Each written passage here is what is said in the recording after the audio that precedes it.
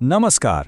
આજે આપણે એક એવા કેન્સર વિશે વાત કરવાના છીએ જે આમ તો ઘણું સામાન્ય છે, પણ લગભગ 100% એને અટકાવી શકાય છે. આપણી આજની આ ચર્ચા એક જાહેર આરોગ્ય માર્ગદર્શિકા પર આધારિત છે. તો ચાલો આની શરૂઆત જ એક સીધા અને કદાચ સૌથી મોટા સવાલથી કરીએ. શું કેન્સરને 100% રોકી શકાય છે? હવે સામાન્ય રીતે તો આનો જવાબ ના જ હોય, કારણ કે કેન્સરના એટલા બધા પ્રકારો અને કારણો છે. પણ આ એક કેન્સર એવું છે જેના કેસમાં જવાબ છે હા, અને આ બહુ જ મોટી અને આશાસ્પદ વાત છે. આજે આપણે એ જ સમજવાના છીએ કે આ કેવી રીતે શક્ય બને છે. તો ચાલો સૌથી પહેલા એ સમજીએ કે આખરે આ કેન્સર છે શું. કોઈપણ પ્રોબ્લેમને સોલ્વ કરવા માટે પહેલા એને બરાબર સમજવો પડે, ખરું ને? તો આ કયું કેન્સર છે અને ક્યાં થાય છે? આ છે સર્વાઇકલ કેન્સર. ગુજરાતીમાં કહીએ તો ગર્ભાશયના મુખનું કેન્સર. આ સ્ત્રીઓના શરીરમાં ગર્ભાશયના સૌથી નીચેના ભાગમાં, જેને સર્વિક્સ કહેવાય છે, ત્યાંના કોષોમાં થાય છે.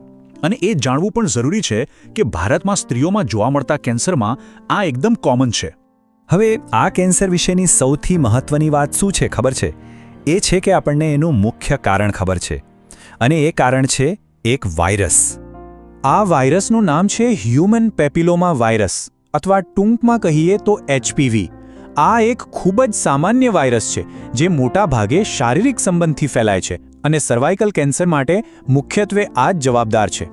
હવે આ વાયરસ વિશે કેટલીક વાતો સમજવી ખૂબ જ જરૂરી છે. જુઓ, HPVના ઘણા બધા પ્રકારો છે, પણ એમાંથી 2 પ્રકાર, ટાઈપ 16 અને ટાઈપ 18, સૌથી વધુ ખતરનાક માનવામાં આવે છે. કેમ?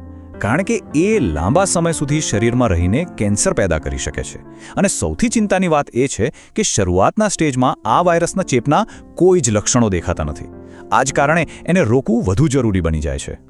તો જો પ્રોબ્લેમ એક વાયરસ છે, તો એનો ઉકેલ પણ હોવો જોઈએ, બરાબર? અને અહીં જ એન્ટ્રી થાય છે આ વાર્તાના હીરોની, અને એ છે HPV વેક્સિન. 90થી 95%. આ આંકડો જબરદસ્ત છે નહીં? પણ આનો મતલબ શું થાય? આનો મતલબ એ છે કે HPV વેક્સિન એવા મુખ્ય વાયરસ સામે 90થી 95% સુધીનું રક્ષણ આપે છે, જે સર્વાઇકલ કેન્સરનું કારણ બને છે. તમે વિચારી શકો છો, આ વિજ્ઞાનની એક એવી ભેટ છે જે કેન્સર સામે એક મજબૂત ઢાળ જેવું કામ કરે છે. તો સવાલ એ થાય કે આ રસી ક્યારે લેવી જોઈએ? જુઓ, 9થી 14 વર્ષની ઉંમર આ રસી માટે સૌથી શ્રેષ્ઠ ગણાય છે. આ ઉંમરમાં માત્ર 2 ડોઝની જરૂર પડે છે. અને જો ઉંમર 15 વર્ષ કે તેથી વધુ હોય તો 3 ડોઝ લેવા પડે છે.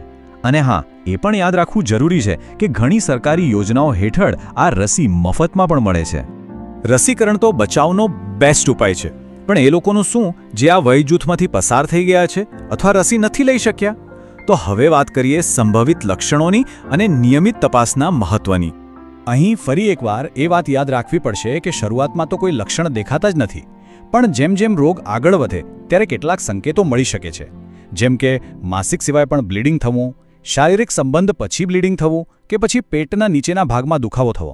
આમાંથી કોઈ પણ લક્ષણ દેખાય તો ચેતી જવાની જરૂર છે.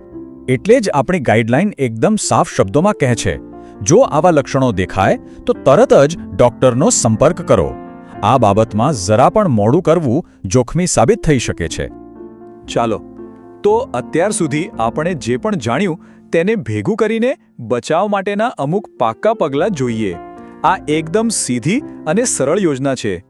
આપણે આને 3 સિમ્પલ સ્ટેપ્સમાં સમજી શકીએ. પહેલું અને સૌથી અગત્યનું, યોગ્ય ઉંમરે HPVની રસી મુકાવવી. બીજું, 30 વર્ષથી વધુ ઉંમરની સ્ત્રીઓએ નિયમિતપણે પેપ સ્મિયર ટેસ્ટ કરાવવો જોઈએ. આ એક સાદો ટેસ્ટ છે જે કેન્સરની શરૂઆત થાય એ પહેલાં જ કોઈ પણ ફેરફારને પકડી પાડે છે.